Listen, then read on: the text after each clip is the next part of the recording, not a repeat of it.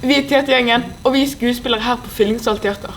Vi liker å treffe ulike mennesker og høre om livet deres og ting som de har opplevd, og lære av deres erfaringer, så vi kan bruke det når vi selv står på scenen. Nå skal vi møte en ganske interessant person. Følg med videre.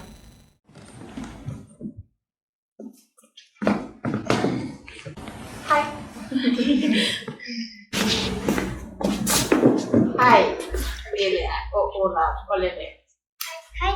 Dere kjenner jo meg, og dere vet hvem jeg er. Dere vet at jeg heter Arne. Dere vet at jeg sitter i rullestol. Men vi pleier jo ikke å snakke så veldig mye om at jeg sitter i rullestol. Det er ikke alltid så veldig interessant å snakke om. Men i dag så skal vi snakke om det. Dere skal få lov å stille meg spørsmål om det. Og jeg skal begynne med å forklare dere litt hvorfor jeg sitter i rullestol. Og grunnen til at jeg gjør det er at jeg har en arvelig medfødt genfeil som heter spinal atrofi. Og det betyr, det er at det er noe med ryggraden som gjør at det ikke kommer signaler ut til beina, sånn at ryggraden forteller ikke beina at nå skal vi stå eller på. Så derfor så måtte jeg da ha hele livet mitt i rullestol, og jeg tenker som ofte at det går veldig fint. Det er bare en liten del av meg og en liten del av personen. Og sånn er jeg vant til å ha det. Så da kan dere få lov til å stille spørsmål hvis dere har noe. Ja. Du sa at det var arvelig. Betyr det at det var noe du hadde i familien som hadde det? Det er ingen som vi vet om i familien min som hadde det. Det som er at en arvelig genfeil, det betyr at både mammaen min og pappaen min, de hadde en liten feil i genene sine som de ikke visste om. De kan ikke se det på seg selv. Hvis de får et barn sammen, så er det da 25% sjanse for at det barnet får. Så det vil si at hvis de hadde fått 4 barn sammen, så skulle det da etter. Jeg var da det første barnet deres, så jeg fikk den slik. Og sånn har jeg visst alltid at det kom til å være, så jeg er på en måte veldig ok med det. Jeg har ikke noen problemer med det, og ja, det er en del av meg, men det er ikke hele meg. Hva er det vanskeligste med å sitte i rullestol? Jeg tror det vanskeligste med å sitte i rullestol er at det ikke alle steder du kan komme med deg til. Ikke alle steder du kan være med og vennene dine skal noe. Og det kan jo være litt kjedelig. For eksempel, hvis det er noe som skjer i et hus, og der er det en veldig bratt trapp, så kan det være vanskelig for meg å komme inn der. Det kan jo være litt kjedelig hvis vennene mine skal på en fest der, så kan jeg kanskje ikke være med. Det kan være litt kjedelig. Men det er bare hvis du kommenterer. Ja, men da får jo ikke du noen vei. Nei, det har faktisk skjedd med meg før, når jeg var liten. Da hadde jeg en annen rullestol, og den hadde luft i dekkene. Og da var det sånn at hvis det kom en spiker i dekkene, så ble jeg sittende fast. Og da måtte jeg stå der og håpe at noen kunne hjelpe meg. Men nå på denne rullestolen så har jeg gummidekk, og da er det ikke luft inne i gummien. Og da gjør det ingenting. Da kan de kjøre litt av. Det er veldig praktisk. Men det er jo ikke noe vant på en sånn skjærtøy.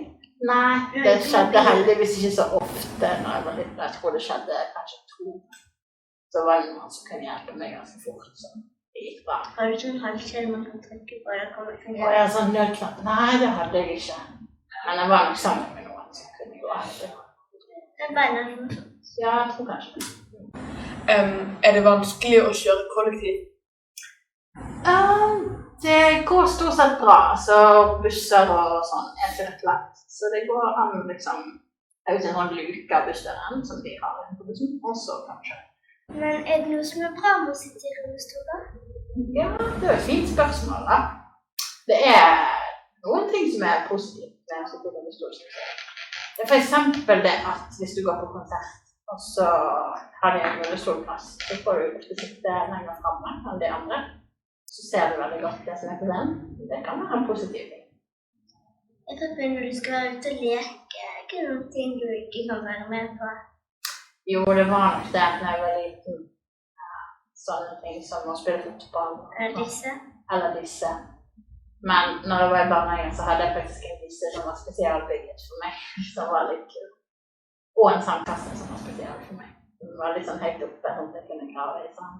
Så du satt det så var Og så var sandkassen foran meg, ja. en bord der. En slags bordsandkasse, kan du si. Så det var litt stilig. Men så er det noen leker du kanskje ikke kan være med på. Og så er det noen leker som du kan bare gjøre litt annerledes, så kan du være med. For eksempel Så paradis, du kunne lage sånn sport eller lignende. Ja, det kunne man gjøre. Når jeg var liten og gikk på barneskolen, så ville jeg være med i gymtimen. Jeg synes det var gøy. Selv om jeg ikke kunne gjøre alt det andre gjorde da. Så men det var litt sånn for det sosiale og sånn. Så da var jeg med og spilte kanonball og basketball og noen ting. Så da holdt jeg litt på med det, og så var jeg gjerne dommer hvis det var fotball. Men så når jeg ble litt eldre, gikk på ungdomsskolen og videregående, så følte jeg at det var ikke så mye vits i det, så da holdt jeg på med noe annet. Så jeg hadde gym da. Så hadde jeg bare sånn gymteori, jeg vet ikke om jeg bare har det fortsatt. Så jeg har 6 i gym da, fordi jeg var god i gymteori, men det slipper også. Trenger du ofte hjelp til ting? Ja, jeg trenger nok hjelp til en del ting som ganske mange ikke trenger hjelp til. For eksempel noen ting som jeg bare sånn. Så jeg har assistenter som jobber for meg, som hjelper meg med forskjellige ting. Så det kan være at de må bære ting for meg. Når jeg er på jobb for eksempel, så må de bære PC-en min for meg, sette den fram. Kanskje bære ting hvis jeg skal i et møte eller noe sånt. Hjemme så kan det hende jeg må ha litt hjelp med husarbeid eller med matlaging, for eksempel. Men så er det mange ting som jeg kan gjøre selv fordi at jeg har hjelpemidler hjemme og på jobben. Så for eksempel at jeg kan kjøre en bil selv, da, fordi den er spesialbygget for meg.